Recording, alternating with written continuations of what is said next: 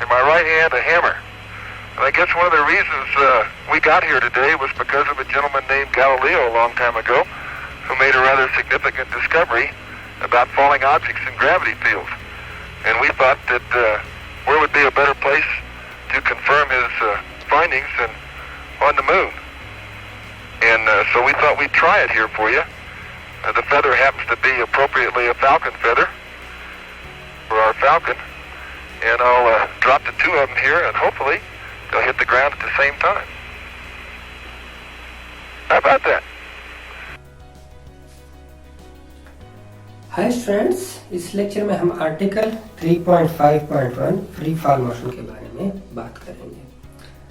Students, जब भी किसी ऑब्जेक्ट को किसी हाइट से ड्रॉप किया जाता है तो वो फ्री फॉल मोशन शुरू कर देता है, क्योंकि अर्थ ग्रेविटी उस ऑब्जेक्ट पर फोर्स लगाती है जिसकी वजह से उस ऑब्जेक्ट में एक्सेलरेशन प्रोड्यूस होता है, और ये एक्सेलरेशन 9.8 मीटर पर सेकेंड स्क्वायर होता है, जबकि इस एक्सेलरेशन को एक्सेलरेशन ड्यू टू ग्रेविटी कहते हैं।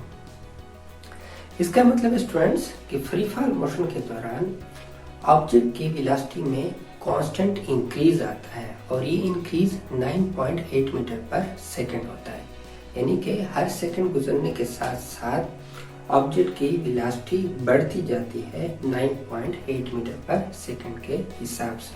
सो स्टूडेंट्स, इसको मजीद समझते हैं। आर्टिकल है 3.5.1 free fall motion. Students, free fall motion के दौरान एक्सेलरेशन को एक्सेलरेशन ड्यू टू ग्रेविटी कहते हैं। Acceleration due to gravity.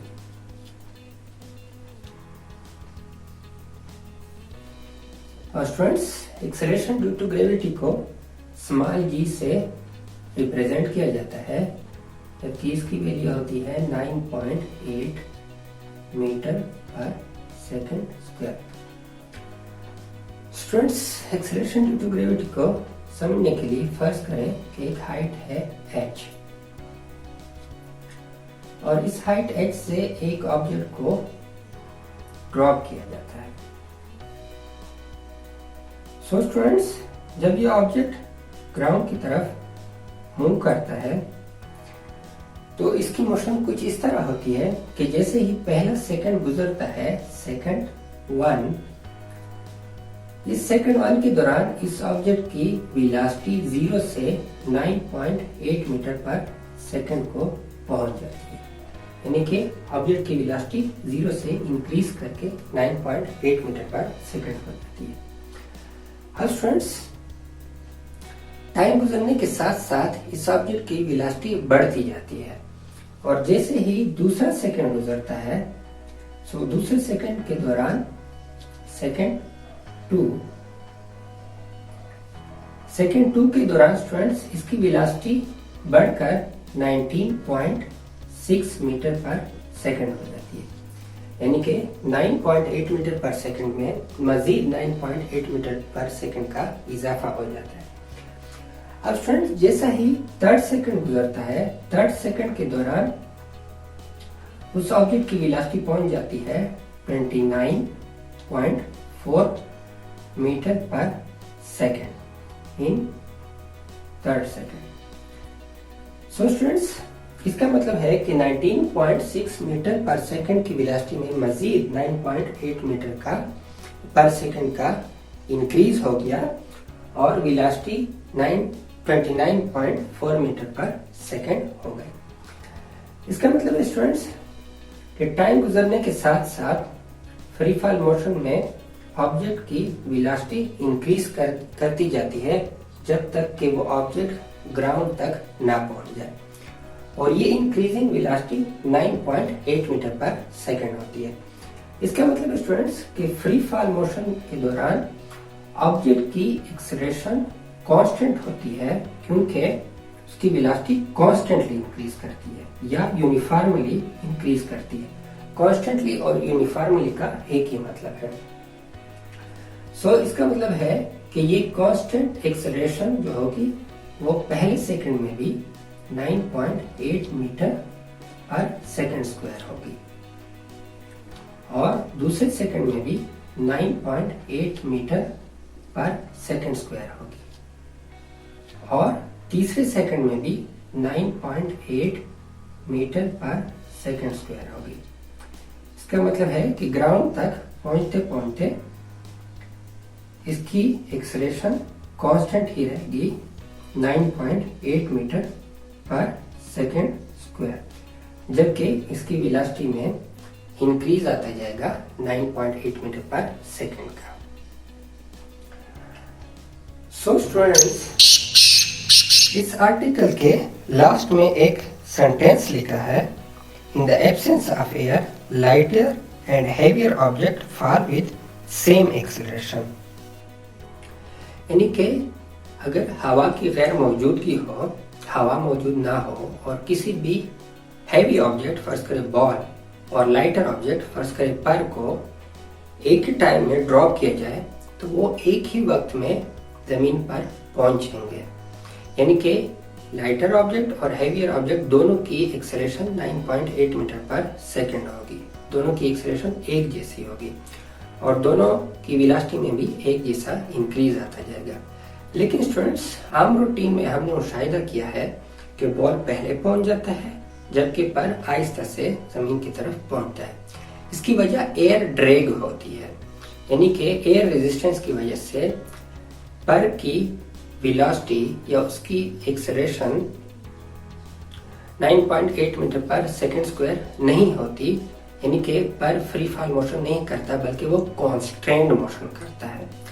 जबकि गैलीलियो ने ये थ्योरी पेश की थी कि अगर एब्सेंस ऑफ एयर हो, यानी कि हवा मौजूद ना हो, तो दोनों ऑब्जेक्ट की एक्सेलरेशन 9.8 मीटर पर सेकंड स्क्वायर होगी, यानी कि दोनों की वेलोसिटी में 9.8 मीटर पर सेकंड का इंक्रीज आता जाएगा जब तक कि वो ग्राउंड को ना पहुंच जाए। स्टूडेंट्स, इस थ्योरी को इस वीडियो में बहुत बेहतर अंदाज में पेश किया गया है। स्टूडेंट्स, आप लोग ये वीडियो देखिएगा। This is NASA's Space Power Facility near Cleveland, Ohio, and it is the world's biggest vacuum chamber. It's used to test spacecraft in the conditions of outer space, and it does that by pumping out the 30 tons of air in this chamber until there are about 2 grams left. And it's got an eccentric construction, which is part of its history. It was built in the 1960s as a nuclear test facility to test nuclear propulsion systems, and that meant that they built it out of aluminium to make the radiation easier to deal with. Aluminium is not the best thing, the strongest material to build a vacuum chamber out of, so they built an outer concrete skin which is part radiation shielding and part an external pressure vessel, so that this thing can take the force that's present on the outside when it's pumped out to the conditions of outer space.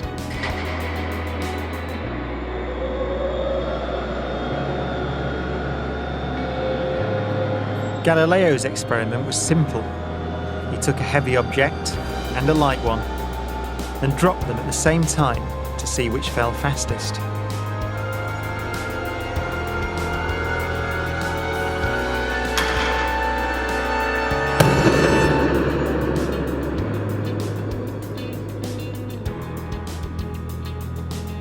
Now in this case, the feathers fell to the ground at a slower rate than the bowling ball because of air resistance.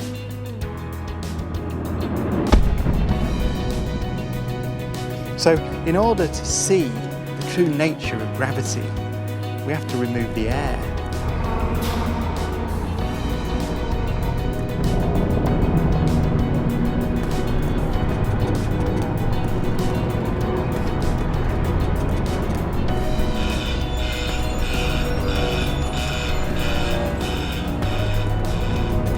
It takes 3 hours to pump out the 800,000 cubic feet of air from the chamber. Okay, we dropped 2 Militor in the last 30 minutes.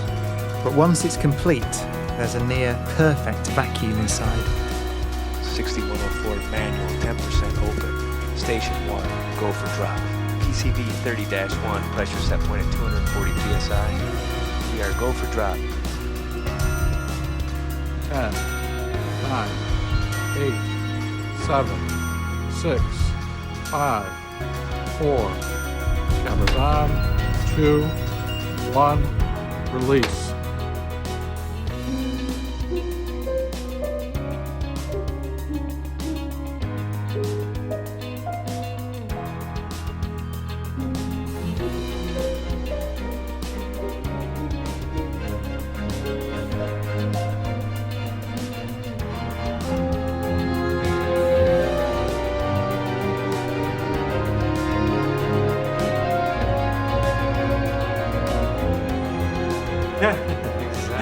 Look at that.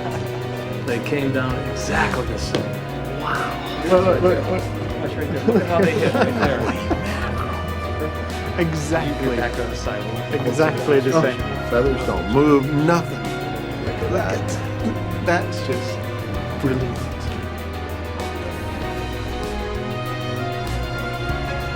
Isaac Newton would say that the ball and the feather fall because there's a force pulling them down. Gravity. But Einstein imagined the scene very differently. The happiest thought of his life was this. The reason the bowling ball and the feather fall together is because they're not falling. They're standing still. There is no force acting on them at all.